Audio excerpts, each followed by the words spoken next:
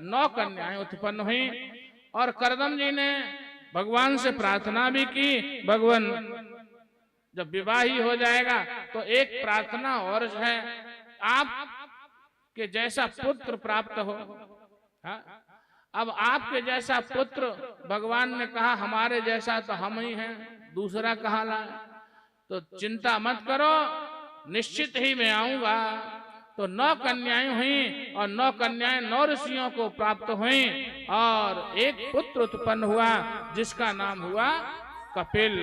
बोलिए कपिल भगवान की जय हो। जो सांख्य शास्त्र के प्रणेता हुए हैं और धीरे धीरे दिव्य ज्ञान से संवेद होकर के साक्षात भगवान विष्णु नारायण का ही अवतार है। उन भगवान कपिल ने धीरे धीरे बड़े हुए कपिल। तो शास्त्र ने कहा है, देखो भाई, स्त्री जाति जो है वो पुरुष के अधीन है। इसलिए बाबा तुलसी जी ने लिख दिया पहले, जिम स्वतंत्र होए बिगड़े नारी। हाँ हाँ, बुरा न मानना क्योंकि इन्हीं लोगों की संख्या आज ज्यादा है, नहीं तो फिर जिम स्वतंत्र होए बिगड़े नारी, स्त्री को स्वतंत्रता प्राप्त हो जाए। तो शास्त्र ने कहा है अगर स्वतंत्र स्त्री के मुंह नहीं लगना चाहिए, पता नहीं उसकी वाणी है कब कहां कुछ भी हो जाए। और 8 गुणों का भी, अवगुणों का भी वर्णन किया है। वो हमेशा रहते हैं, साहस, अनृत, चपलता, माया, भय, अविवेक, अशौच, अदया। ये 8 अवगुण हमेशा रहते हैं। साहस, हाँ, साहस तो इतना है कि अगर बढ़ा चढ़ा दो तो फिर तो हाँ, भले ही आपको एक कप चाय न मिले और बढ़ा चढ़ा दो तो 10 आदमियों का भोजन तत्काल लो, चढ़ाना पड़ेगा। हाँ, तो साहस। अनृत, अनृत माने झूठ। हाँ,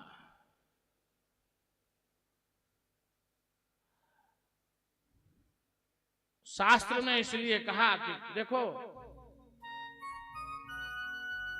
आज भी किसी ने पूछा था तो गुरुदेव ने कहा था स्वास्थ्य का और चरित्र का ध्यान करते हुए जितना आगे बढ़ना चाहे उतना बढ़े। चरित्र की रक्षा तभी होगी जब किसी न किसी पुरुष का आश्रय होगा। इसलिए स्त्रियों को कभी भी, हाँ, अगर माता पिता के घर में हैं तो पिता का आश्रय लेकर के आगे बढ़े। पिता नहीं है तो बड़े भाई का आश्रय ले।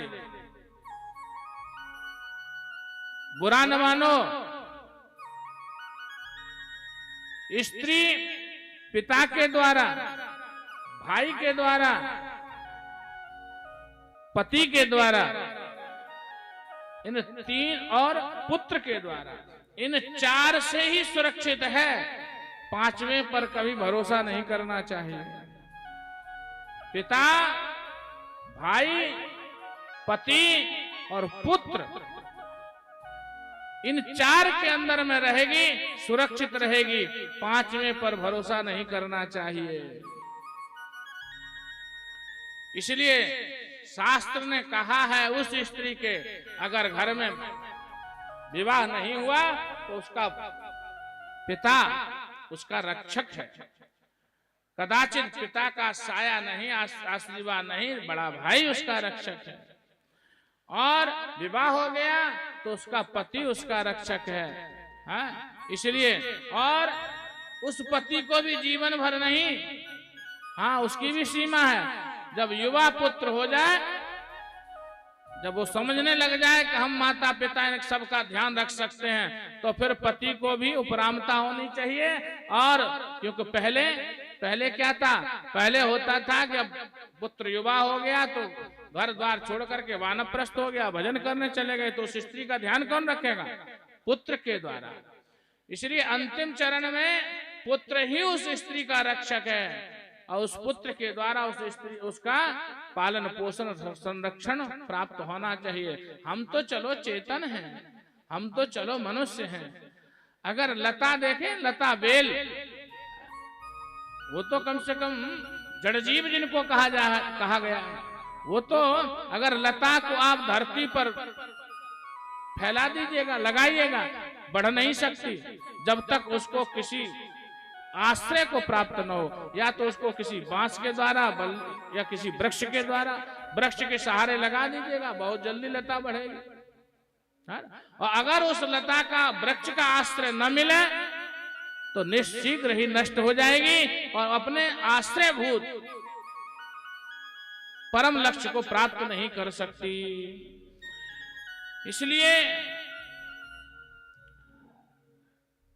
आज करदम जी महाराज अपनी पत्नी देवहूति को पुत्र भगवान कपिल के आश्रय में छोड़ करके और जंगल में चले गए, भगवान का भजन किया।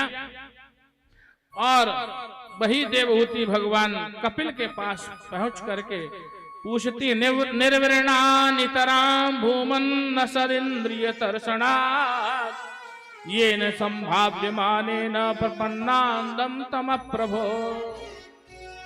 यहाँ बालक संबोधन नहीं किया, कपिल संबोधन नहीं किया, यहाँ प्रभु संबोधन करती हैं, सर्वसमर्थ भगवान को संबोधित करती हैं। निर्वृणा नितराम भूमन, हे भूमन, इन इंद्रियों को तप्त करते करते करते करते लेकिन कभी ये तृप्त नहीं हुई।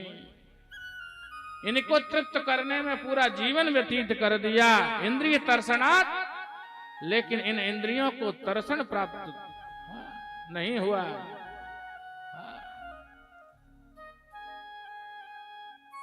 भगवान कहते हैं, भैया हमारे आपके नेत्रों में